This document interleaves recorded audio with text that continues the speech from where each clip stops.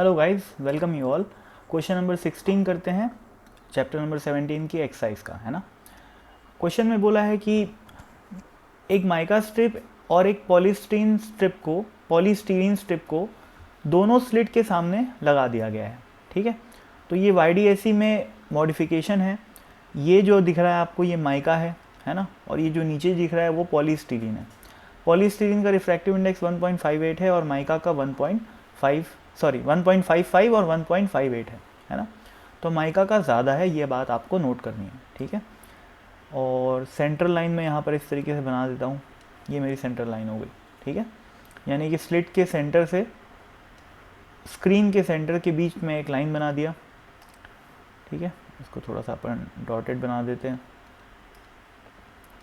ठीक, अब बोला है कि separation between the slits is 0.12 centimetre, है ना। थिकनेस ऑफ द स्ट्रिप्स, इन दोनों स्ट्रिप की जो थिकनेस है वो है 0.5 मिलीमीटर, है ना। रिफ्रैक्टिव इंडेक्स वगैरह दे रखा है।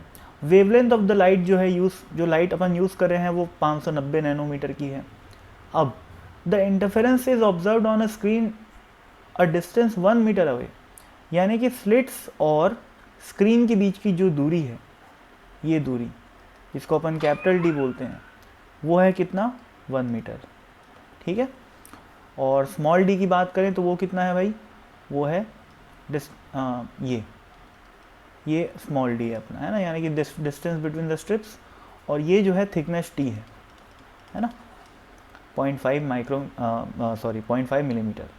नाउ फर्स्ट पार्ट है what would be the fringe width. तो देखो यार, फ्रिंज विड्थ को अपन W से डिनोट करते हैं, और आपको ये बात पता होगी कि YDAC में कुछ, अगर आप ये सब कुछ ऑब्स्टेकल अगर यहाँ पर लगा देते हो, कोई भी ऐसा मटेरियल जिसका जो ट्रांसपेरेंट है, जिसका कोई रिफ्रैक्टिव इंडेक्स है, जिसकी कोई थिकनेस T है, उसकी वजह से सेंट्रल मैक्सिमा शिफ्ट हो जाता है।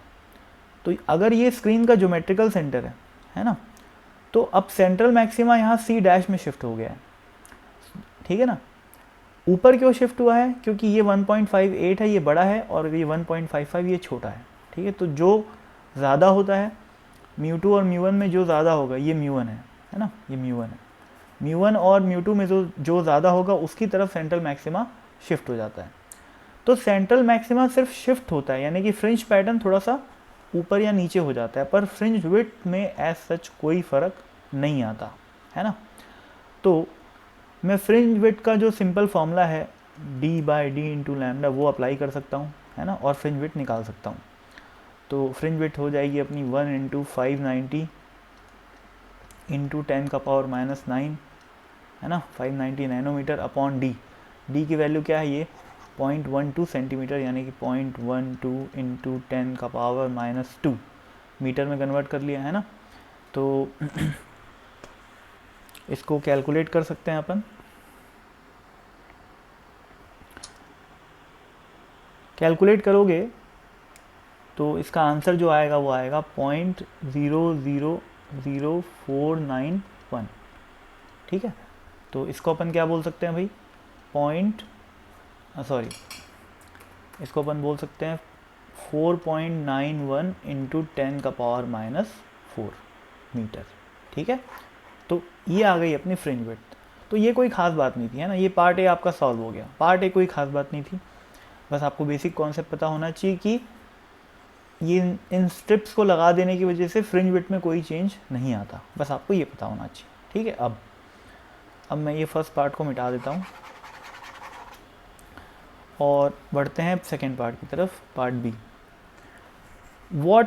At what distance from the centre will the first maximum be located. तो देखो यार, इसको मैं दो तरीके से कर सकता हूँ। ठीक है, तो दोनों तरीके लेकिन मैं अलग अलग वीडियो में आपको बताऊँगा। ठीक है, तो पहले मैं यहाँ पर इसको मेथड 1 से सॉल्व कर रहा हूँ। मेरे को ये मेथड ज़्यादा पसंद है ना, और एक और इसका मेथड होता है, वो मैं आपको बाद में बताऊँगा, है ना। तो पहले एक सिंपल सा मेथड देखो। सबसे पहले ये देखो कि सेंट्रल मैक्सिमा तो ऊपर खिसक गया है भाई। ठीक है ना, अब काफ़ी ऊपर भी खिसक सकता है वो। तो ऐसा हो सकता है कि 15, 20, 30 मैक्सिमाज, जो 15, 20, 30 फ्रिंजेस ऊपर खिसक गया हो। ठीक है ना, तो पॉइंट सी पे यानी कि स्क्रीन के ज्योमेट्रिकल सेंटर पे क्या है, मैक्सिमा है, मिनिमा है, या उन दोनों के बीच का कोई आइटम है, अपने को नहीं पता। तो अपने को पहले निकालना पड़ेगा कि सी पे पार्ट डिफरेंस क्या है। सी पे पार्ट डिफरेंस पे डिपेंड करेगा सी पे फेज डिफरेंस, है ना भाई। तो मैं सी पे जो पार्ट डिफरेंस है उसको डेल्टा एक्स बोल लेता हूँ। तो डेल्टा एक्स में निकालूंगा, कैसे निकालूंगा भाई, ये आ जाएगा मेरा μ2 माइनस μ1 इंटू टी। अब कोई सरप्राइज हो जाएगा, सर आप कैसे लिख दिए ऐसा। तो भाई देखो पार्ट डिफरेंस कैसे निकालेंगे अपन, देखो S1, ये मैं एक ब्लू लाइन बना लेता हूँ यहाँ पर, या रेड बना लेते हैं। ये ज्योमेट्रिकल पार्ट डिफरेंस तो सेम ही है, मतलब ज्योमेट्रिकल डिस्टेंस तो सेम ही है दोनों का, है ना। ये दोनों लाइन ज्योमेट्रिकली सेम लेंथ की है। डिफरेंस कौन क्रिएट कर रहा है, सिर्फ ये μ2 और μ1, ठीक है ना। तो इसको मैं एक्सटेंड करके ऐसे भी लिख सकता हूँ, इसको मैं पहले लिखूंगा μ2 माइनस 1 इंटू टी, ठीक है। ये किसकी वजह से जनरेट हुआ path difference, optical path difference, ये इस माइका की वजह से जनरेट हुआ, माइनस इसकी वजह से क्या जनरेट हुआ, ये पॉलीस्टीरीन की वजह से, इसकी वजह से जनरेट हुआ μ1 माइनस 1 इंटू टी। तो इसको सब्ट्रैक्ट करोगे तो क्या आएगा, μ2 माइनस μ1 इंटू टी, ठीक। तो ये आ गया आपका डेल्टा एक्स। डेल्टा एक्स से मैं डेल्टा फाई कैसे निकालूं, यानी कि चेंज इन फेज डिफरेंस कैसे निकालेंगे अपन, के इंटू डेल्टा एक्स, है ना। Basic wave function, basic wave का ये जो अंडरस्टैंडिंग है आपको होनी चाहिए कि पार्ट डिफरेंस इंटू के करने से फेज डिफरेंस आता है, ठीक है। तो अगर मेरे को डेल्टा फाई लाना हो तो मैं करूँगा के इंटू डेल्टा एक्स, यानी कि यहाँ पर के से मल्टीप्लाई कर दिया, और के को मैं क्या लिख सकता हूँ, के क्या होता है, वेव नंबर। तो वेव नंबर हो जाएगा 2π/λ, ठीक है। अब देखो भाई आपको μ2 पता है, μ1 पता है, ये जो थिकनेस है ये पता है, 2 पता है, पाई पता है, लैम्डा पता है ना। इन सब को आप कैलकुलेट कर सकते हो यूजिंग द कैलकुलेटर, ठीक है। तो ये लगभग 50.8 के आसपास आता है, ठीक है, 50.84 के आसपास आता है, ठीक है, 50.84 के आसपास, 50.84 पाई के आसपास आएगा, ठीक है। डेल्टा फाई कितना आया, 50.84 पाई। अब सुनो भाई, मैक्सिमा कब कब बनता है, मैक्सिमा बनता है जब डेल्टा फाई इज 2n पाई, यानी कि ज़ीरो, पार्ट डिफरेंस 0 हो या 2π हो या 4π हो या 6π हो, यहाँ पर मैक्सिमा बनता है। 50.84 तो ऐसा दिखाई नहीं दे रहा है, 50.84 तो बल्कि 50 और 52 पाई के बीच में कहीं पर लाई कर रहा है। तो यानी कि सोचो यहाँ पर पार्ट डिफरेंस कितना है, 0 है ना, और फेज डिफरेंस यहाँ पर कितना है, सेंट्रल मैक्सिमा पे डेल्टा फाई यहाँ पर 0 है, तो 50 यहाँ कहीं लाई करेगा, है ना भाई। डेल्टा फाई जैसे जैसे नीचे आते जाएंगे अपन, और इस सी डैश से ऊपर जाते जाएंगे, दोनों ही में जो फेज डिफरेंस है वो बढ़ते जाएगा, क्योंकि सेंट्रल मैक्सिमा पे फेज डिफरेंस 0 होता है, ठीक है।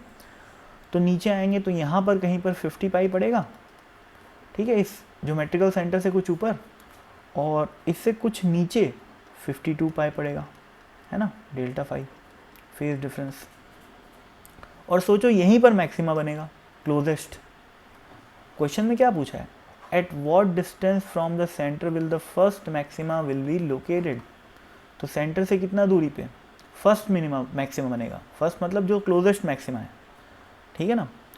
तो 50 पाई के करस्पॉन्डिंग और 52 पाई के करस्पॉन्डिंग मेरे को डिस्टेंसेस निकालना पड़ेगा, ठीक है। तो इन कैलकुलेशन का फिलहाल अब कोई काम नहीं है, इसको मैं मिटा देता हूँ, है ना। और मैं ऐसा अज्यूम करता हूँ कि ये पॉइंट है अपना P और ये पॉइंट है Q, और CP को ये वाली जो डिस्टेंस है, ये वाली डिस्टेंस, इसको मैं बोल लेता हूँ y1, है ना। क्या बोल लिया अपन इसको, y1। और ये वाली जो डिस्टेंस है CQ, इसको मैं बोल लेता हूँ y2, ठीक। वही तो निकालना है, डिस्टेंस फ्रॉम द सेंटर निकालना है ना। अब सोचो भाई, पॉइंट P पे मैक्सिमा बन रहा है ना। तो लाइट रेस कुछ इस तरीके से जाएंगी, दूसरे कलर से शो करता हूँ, ग्रीन कलर से शो कर लिया, ऐसे और ऐसे, ठीक। तो इस पॉइंट P पे इस पॉइंट P पे हमें फेज डिफरेंस कितना चाहिए, 50 पाई चाहिए, है ना। 55 कैसे आएगा, 50 पाई आएगा डेल्टा एक्स इंटू के करने से। अब delta x at point P कैसे निकाला जाए भाई, ये देखते हैं। तो delta x at point P will be equal to, सोचो इन दोनों माइका और पॉलीस्टीरीन स्ट्रिप्स की वजह से जो ऑप्टिकल पाथ में डिफरेंस आएगा वो आएगा μ2 माइनस μ1 इंटू टी, ठीक है। परंतु ये ज्योमेट्रिकल सेंटर से कुछ ऊपर है तो एक ज्योमेट्रिक पार्ट डिफरेंस भी आएगा, ठीक है ना। तो ये क्या कर रहा है, माइका और पॉलीस्टीरीन मिल के यहाँ पर कुछ पाथ का एडिशन कर रहे हैं पॉइंट P पे, डेल्टा एक्स को बढ़ा रहे हैं, है ना। और हमें, और ये जो S2P माइनस S1P आएगा वो क्या आएगा, वो ज्योमेट्रिकल पार्ट डिफरेंस आएगा, ठीक है ना। तो अपने को उसको माइनस करना पड़ेगा। तो क्या लिखेंगे, माइनस डी साइन थीटा। ये साइन थीटा क्या है आपको समझ में आ रहा होगा, है ना। जो इस पॉइंट P की जो एंगुलर पोजीशन होती है उसको अपन साइन थीटा बोलते हैं, उसको थीटा बोलते हैं। अब साइन थीटा बहुत छोटा है, थीटा बहुत छोटा है, तो उसको टैन थीटा लिख दिए। टैन थीटा को क्या लिख दूंगा मैं, W1 बाय कैपिटल D, ठीक। ये बात तो पता ही होगा आपको, हमेशा किए हो। ध्यान रखना भाई, मैं माइनस क्यों किया हूँ, दिस माइनस दिस किया हूँ, ठीक है ना, क्योंकि ये फ्रिंजेस ये जो दोनों स्लिट्स हैं अपने, दोनों जो माइका और PS है पॉलीस्टीरीन, इन दोनों यहाँ पर क्या कर रहे हैं, पार्ट डिफरेंस को बढ़ा रहे हैं, ठीक है। पर ज्योमेट्रिकल सेंटर से ऊपर है ये, ठीक है ना। तो अगर अपन ज्योमेट्रिकली बात करें तो S2P is greater than S1P, ठीक है ना, जबकि optically S1P is greater than S2P, ठीक है ना भाई। ये जो क्वांटिटी नहीं, ये बहुत बड़ी होगी, ये काफ़ी बड़ी क्वांटिटी होगी कंपैरिजन टू इससे, तब जाके 50 पाई का डिफरेंस आ जाएगा, समझ रहे हो ना भाई। अपने को पता है C पॉइंट से जैसे जैसे अपन ऊपर जाते जाते हैं ज्योमेट्रिकल पार्ट डिफरेंस बढ़ते जाता है, ये वाली चीज़, ठीक है ना। लेकिन इस क्वेश्चन में अपन जैसे जैसे इस C' पॉइंट से नीचे आएंगे वैसे वैसे ऑप्टिकल पाथ जो है वो बढ़ते जाएगा, ठीक है ना। तो आपको समझना ये है कि ये वाली चीज़ जो है इससे बड़ी है, ठीक है, इसलिए मैं माइनस साइन लगाया हूँ यहाँ पर, ठीक। तो अब मैं लिख सकता हूँ 50 pi is equal to delta x यानी कि μ2 minus μ1 into t minus dy1 by d into k की वैल्यू क्या होगी भाई, के होता है wave number 2 pi by lambda. तो भाई इसको कैलकुलेट करना आप लोगों का काम है, सब कुछ पता है अपने को except for y1, every other thing is given in the question.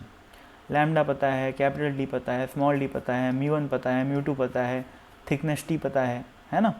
तो जब आप इसको कैलकुलेट करोगे तो y1 की जो वैल्यू है वो आ जाएगी 0.0208 सेंटीमीटर, ठीक है, जिसको पीछे आंसर में अप्रॉक्सीमेटली 0.021 सेंटीमीटर लिख दिया है। एक्यूरेट आंसर इसका कितना है 0.208, ठीक है ना, और उसको अप्रॉक्सीमेट करके 0.21 कर दिया है, ठीक है। तो ये तो हो गई सेंट्रल ज्योमेट्रिकल सेंटर से ऊपर वाले पॉइंट की बात, ठीक है। लेकिन नीचे भी मैक्सिमा बनेगा, जो कि कहाँ पर बनेगा, क्यू पॉइंट पे, जिसकी डिस्टेंस मैं C से कितनी माना हूँ, y2 माना हूँ, है ना।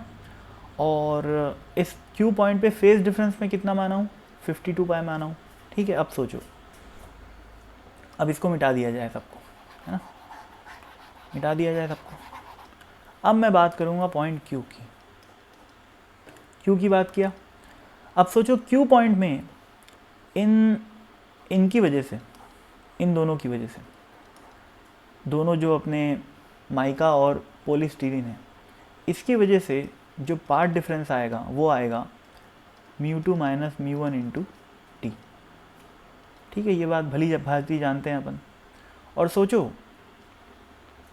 ये जो क्यू पॉइंट है वो ज्योमेट्रिकल सेंटर से नीचे है, ठीक है ना। तो S1Q और S2Q में कौन बड़ा हुआ, ऑब्वियसली S1 क्यों हुआ बड़ा, तो ये जो d साइन थीटा है वो यहाँ पर इस केस में अपने को ऐड करना पड़ेगा, ठीक है ना। ये तो बढ़ा ही रहे हैं पार्ट डिफरेंस को, साथ ही साथ ये भी बढ़ा रहे हैं, क्योंकि अपन सेंट्रल मैक्सिमा से दूर जा रहे हैं, ध्यान रखना सेंट्रल मैक्सिमा से दूर जा रहे हैं, इस वजह से ये चीज़ बढ़ेगी, चाहे ऊपर जाओ चाहे नीचे जाओ, ठीक है ना।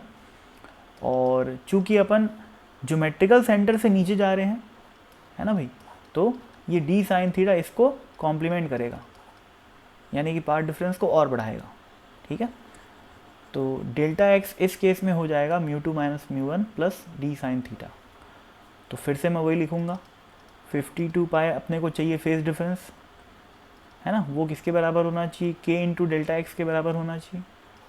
डेल्टा एक्स क्या है, μ2 minus μ1 into t plus d sine theta बराबर टेन थीटा बराबर y2 अपॉन कैपिटल डी, ठीक है।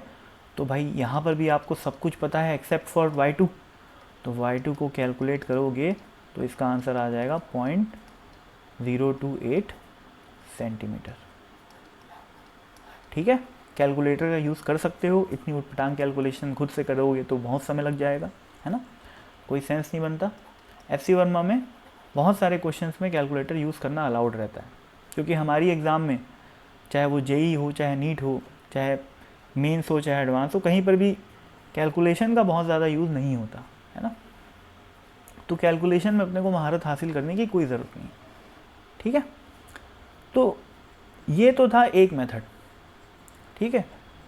आंसर आ गया, पहले पार्ट का आंसर क्या था, ओमेगा था, सॉरी W था, फ्रिंज विड्थ निकाल लिए अपन। और दूसरे पार्ट का आंसर क्या क्या आ गया पार्ट बी का, एक तो आया y2 बराबर 0.028 सेंटीमीटर, और y1 क्या आया था, y1 आया था 0.021 सेंटीमीटर, ठीक है। तो ये दो आंसर, यानी कि सेंट्रल ज्योमेट्रिक सेंटर, स्क्रीन के ज्योमेट्रिक सेंटर से 0.021 सेंटीमीटर ऊपर और 0.028 सेंटीमीटर नीचे मैक्सिमा बनेगा, पहला मैक्सिमा, ठीक है। तो ये आ गया 16 का सॉल्यूशन। एक और सॉल्यूशन है इसका, ठीक है, पार्ट बी का। पार्ट ए का सॉल्यूशन तो एक ही रहेगा, है ना। पार्ट बी का एक और तरीके से सॉल्व किया जाता है, उसको अपन देखेंगे अगले वीडियो में, ठीक है, क्योंकि वीडियो अब काफ़ी लंबा हो चुका है ये, है ना, तो बहुत ज़्यादा नहीं खींचेंगे अपन। तो अपन अगले वीडियो में आपको इसका मेथड 2 में आपको समझाऊंगा, ठीक है। तो अभी के लिए बाय।